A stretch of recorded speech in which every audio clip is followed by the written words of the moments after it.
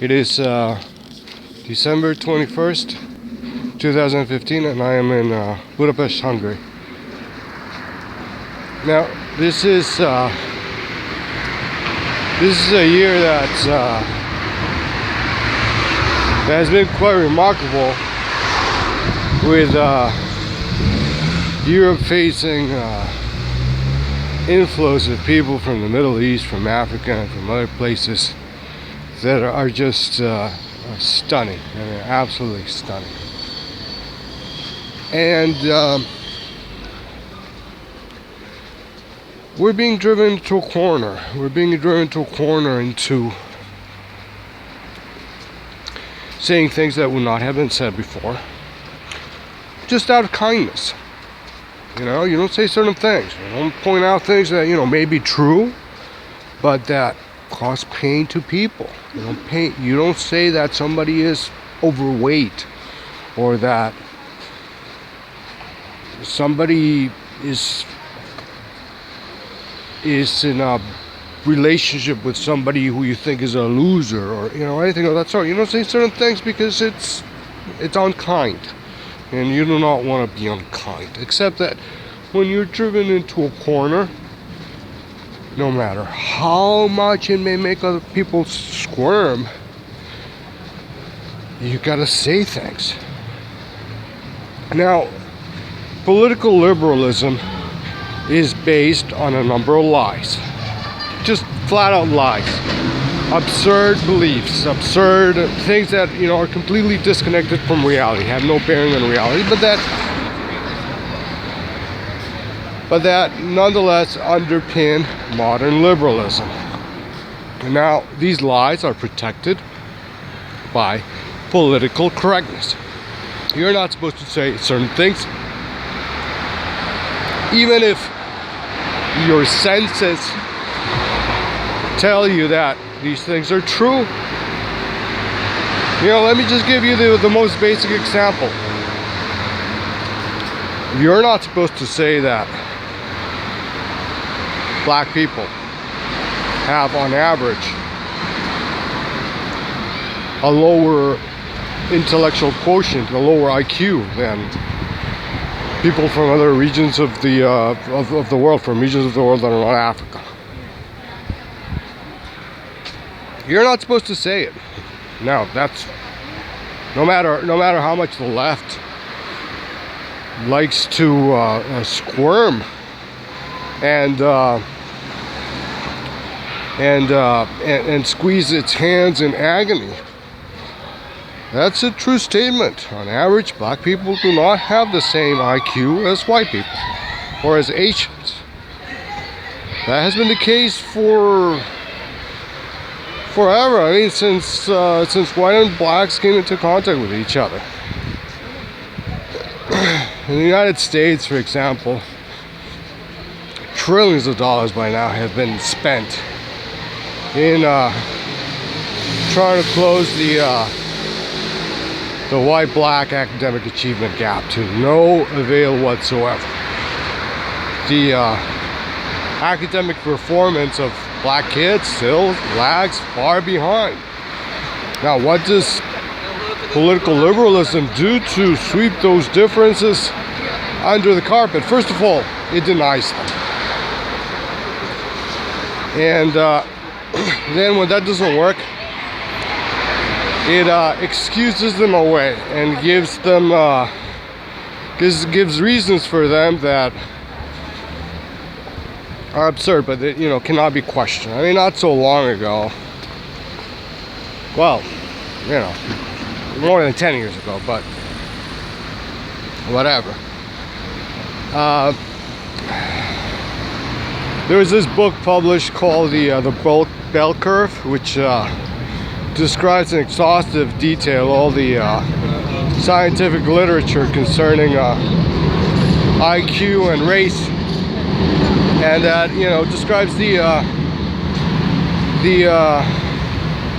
genetic origin, or the genetic explanation for the differences in intelligence between blacks and whites. And that when that book was published, I mean, it was a brouhaha. I mean, it was an unbelievable outrage that ensued from the left.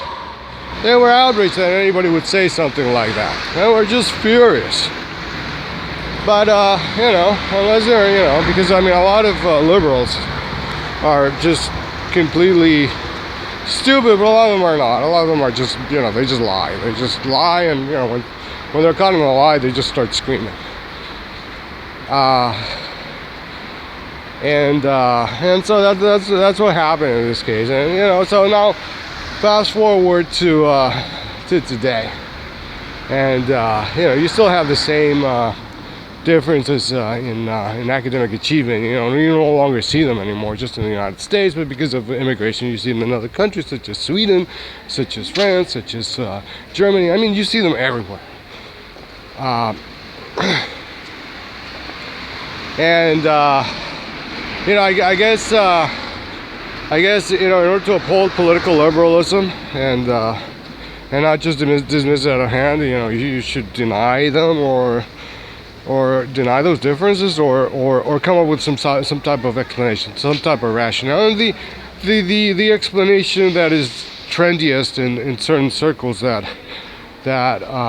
subscribe to political liberalism is the explanation that there's such thing as testing anxiety among black kids, or stereotype threat. That black kids are very smart. That's the that's the idea. But they are intimidated by testing because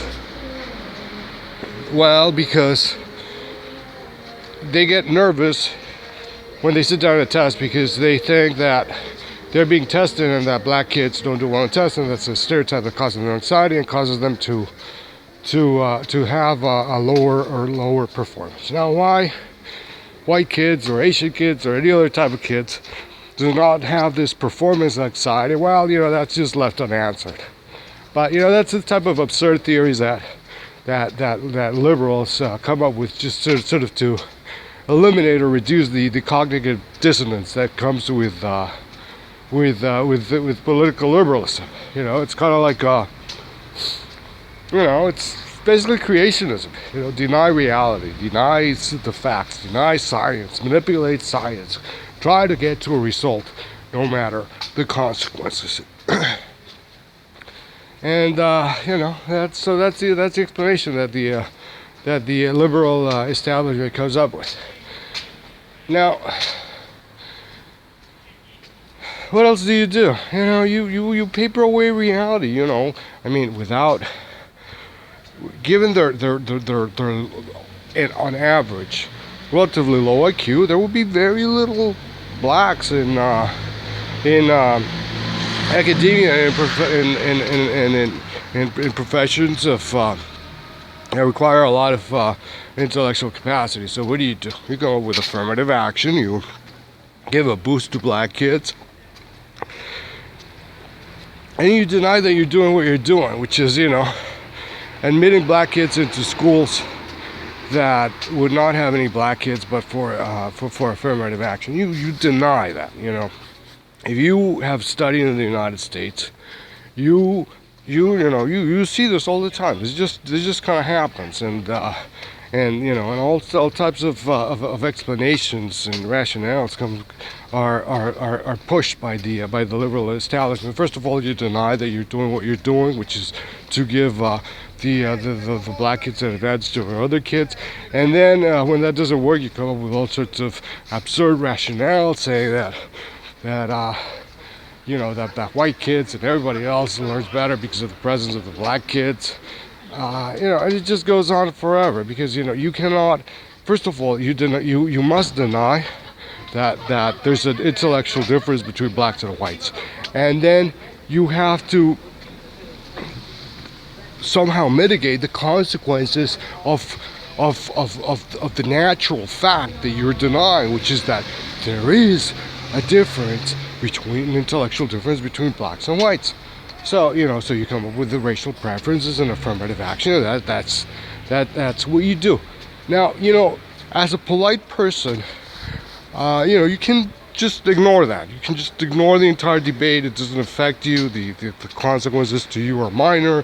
There are some black kids that get into school even though they don't deserve it, and then they get into graduate school even though they don't really deserve it, based on just a level playing field.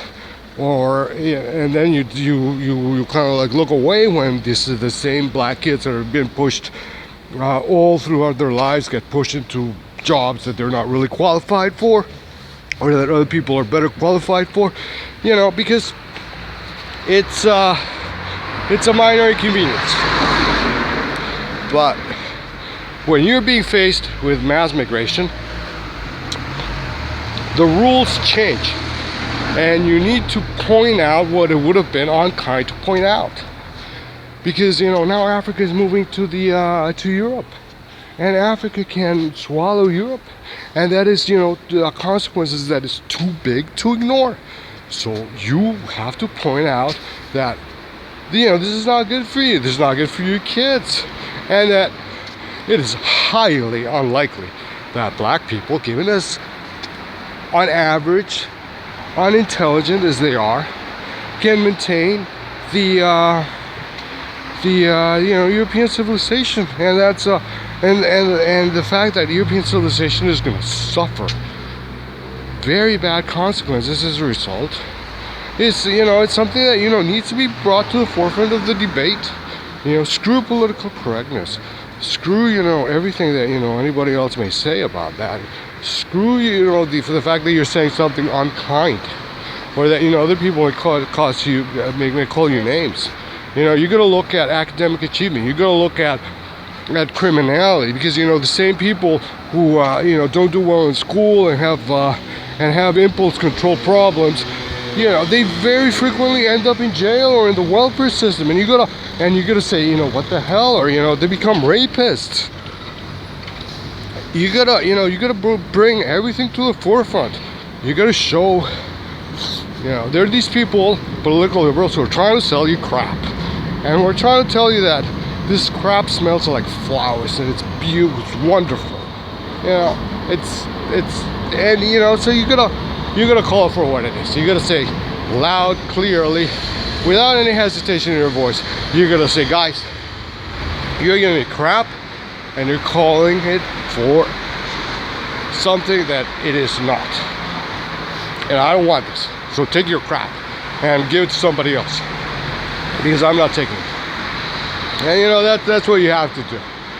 As the stakes become larger, your reluctance to clearly point out the truth and to act on your senses as you have them, as the good Lord gave them to you, and on your intellect should diminish, and you should not be constrained by kindness into saying things that just immediately come to your mind. And that's where mass migration comes into the picture. I mean, it's just driving us into the corner, and when we're in the corner, we're a completely different person. So just guys, keep that in mind. Mass migration is dangerous to us, and because it is so dangerous, we should be forthright and forceful, and we should really very vigorously pursue our own interests. Take care, guys. Bye.